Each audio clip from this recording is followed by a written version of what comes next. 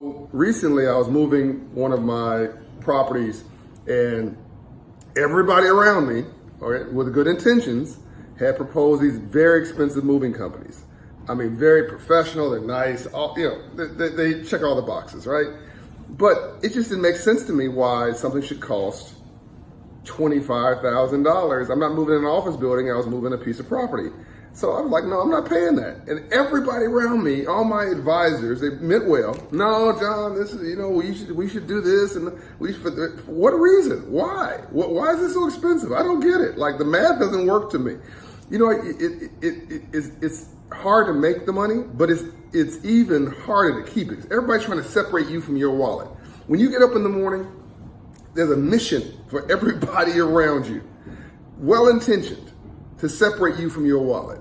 The retail store trying to get some money from you, the gas station trying to get some money from you, the nail salon trying to get some money from you, the house cleaners trying to get some money from you, the utility companies trying to get some money from you, the mobile phone companies trying to get some money from you. You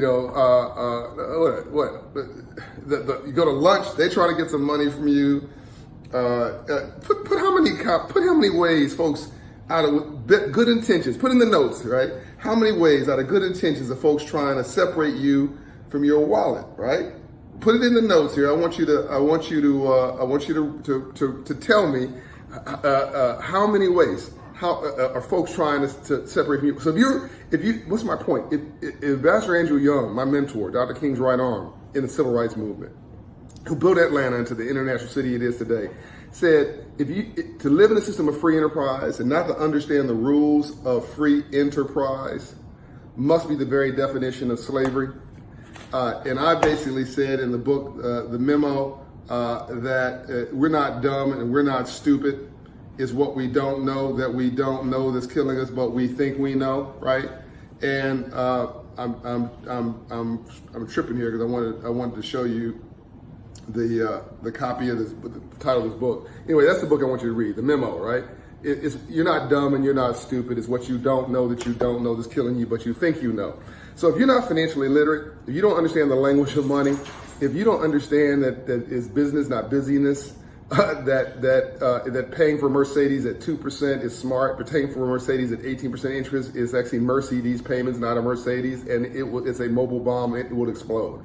And that everybody, that's why folks who win the lottery, 70% of folks who win the lottery go broke, right? File bankruptcy. That's why most folks who even get these big professional sports contracts go broke, because no one taught them the language of money. They're not dumb. This is what I'm trying to do. That's why I believe this is the new civil rights issue.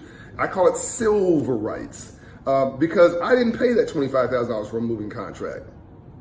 I paid a fraction of that. I'm not getting into my business, but I'm talking about like $6 or $7 grand, which is still a lot of money. But I was moving a lot of stuff in this one property to another property.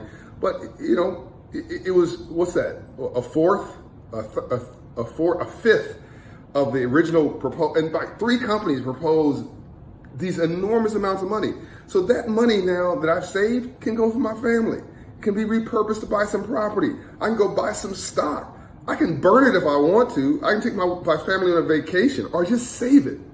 Stop letting folks play you, and stop just accepting the first thing that comes out of somebody's mouth as the so-called truth. Do your own research, get your own wisdom, understand that with the best of intentions, folks are trying to separate you from your wallet. They want what you got. And the one thing that will always be on time is somebody presenting you with a bill. Like the work, they'll put you on a contract, and by the way, don't pay it all up front. My man Sir James taught me a lot about financial literacy. Don't pay it all up front. Pay a deposit up front, maybe 50%. Pay the rest when it's over, when the job's done, because then there's no incentive. You pay it all up front. There's no incentive of the folks to do the job. They can pay you your money and make you wait. Another one of my boys had his car in the shop, and he unfortunately gave the man the money up front. And the dude let his car sit there for weeks, right? There's no incentive, right? Now he's trying to get his car back or his money back, and the guy has already floated his money. I'm gonna do a whole video on this. Folks, floating your money. Which means that they're taking your money, living their lifestyle, or worse, paying another job, getting another job done because they're overextended, and your job's sitting there because they don't have the money for your job. Well, they're focusing on somebody else's job that somebody else paid them for. They use that money probably for your job, and they use your money for another job. And see what I'm saying? It's just a crap show. Okay, even my dog's ready for me to stop. All right, I'm out. Love and light. Hope you enjoyed this.